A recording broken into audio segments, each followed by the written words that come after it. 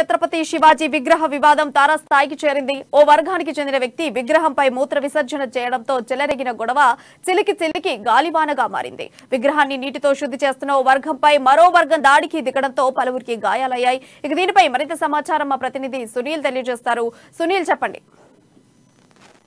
సిద్దిపేట జిల్లా గజ్వేల్లో గత రాత్రి నుండి ఉద్రిక్త పరిస్థితులు నెలకొన్నాయని చెప్పవచ్చు. శివాజీ విగ్రహం వద్ద ఓ వ్యక్తి మూత్ర విసర్జన చేయడం ఇందుకు కారణంగా మనం చెప్పవచ్చు. అయితే అక్కడే ఉన్నటువంటి నాయకులు, కొంతమంది యువకులు ఆ మూత్ర విసర్జన చేసినటువంటి వ్యక్తిని పట్టుకొని పోలీస్ స్టేషన్ కి వెళ్తుంటే ఒక వర్గం వారు సందీప్ అనే యువకుడిపై దాడి చేయడంతో అతనికి తలకు తీవ్ర గాయాలైనటువంటి పరిస్థితి. దీంతో రెండు వర్గాల వారు ఒక్కసారిగా ర్యాలీలు ఆందోళనతో బయటికి రావడంతో ఒక్కసారిగా గజ్వేల్ పట్టణంలో ఉద్రిక్త పరిస్థితి నెలకొన్నది. విషయం తెలుసుకున్నటువంటి సిద్దిపేట పోలీస్ కమిషనర్ శ్వేత గజ్వేల్ కు చేరుకున్నారు. గత రాత్రి నుంచి ఆమె గజ్వేల్లో నుండి పరిస్థితిని సమీక్షిస్తా ఉన్నారు. రెండు వర్గాలను సముదాయించే ప్రయత్నం చేస్తున్నారు. అయితే ఈ ఘటనను నిరసిస్తూ ఈ రోజు గజ్వేల్ బంద్ కూడా హిందూ సంఘాల నేతలు, బీజేపీ నేతలు పిలుపునిచ్చినటువంటి పరిస్థితి ఉంది. అయితే బంద్ సందర్భంగా కూడా ర్యాలీ తీస్తుండగా కూడా రాళ్ల దాడి కూడా చేసుకున్నటువంటి పరిస్థితి ఉంది.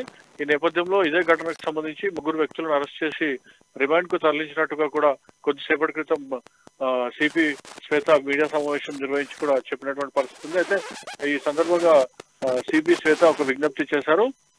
ఇరు వర్గాలు కూడా ఎలాంటి ఆందోళన దిగొద్దు. ఈ ఘటనకు సంబంధించి న్యాయపరంగా, చట్టపరంగా తీసుకోవాల్సిన చర్యలు ఖచ్చితంగా తీసుకుంటాం. తానే ఈ కేసుకు సంబంధించి దర్యాప్తు చేస్తున్నాను, ప్రత్యేక టీంలను కూడా ఏర్పాటు చేస్తాం. ఈ ఘటనలో పాల్గొన్నటువంటి అందరికి సంబంధించినటువంటి అరెస్టులు ఉంటాయని చెప్పి కూడా మేము ప్రకటించడం జరిగింది. మొత్తానికైతే గజ్వేల్లో ప్రస్తుతం పరిస్థితి కొద్దిగా సర్దుమణిగినప్పటికీ కూడా నివురుగప్పిన నిప్పులాగే ఉందని మనం చెప్పవచ్చు. మరోవైపు రాళ్ల దాడులకు సంబంధించి కూడా పరిస్థితి ఉద్రిక్తంగా మారడంతో ఇరు వర్గాలు కూడా మళ్ళీ ఆందోళన బాట పట్టే అవకాశాలు ఉన్నట్టుగా కూడా సమాచారం అందుతోంది. ప్రియా, అయితే సునీల్, నిజంగా అల్లర్లు చెలరేగాలని చెప్పేసి ఏదైనా అధికార నేత ఈ విధంగా చేసి ఉండవచ్చా అని చెప్పుకోవచ్చా? అంటే ఒక మనిషిని పెట్టి ఇలా చేయించారు, దీనివల్ల అల్లర్లు చెలరేగే అవకాశాలు ఉన్నాయి. సో గజ్వేల్ అంతా కూడా అల్లర్లతో నిండిపోవాలనేటువంటి ఒక దురుద్దేశంతో ఎవరైనా దీన్ని చేసి ఉంటారంటచ్చా? అట్లాంటి పరిస్థితులు అయితే ఇక్కడ కనిపించడం లేదు. అయితే తను ఎవరైతే శివాజీ విగ్రహం వద్ద మూత్ర విసర్జన చేసినటువంటి వ్యక్తి మద్యం మత్తులో ఉన్నాడు.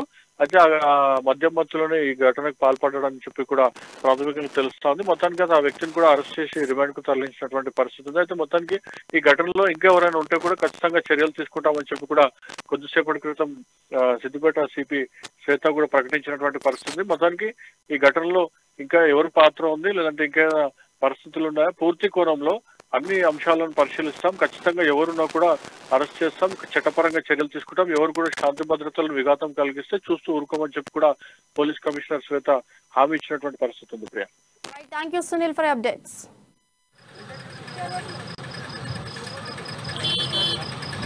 ప్రెస్ మీట్ మేడం పెడతారు బహిరంగంగా.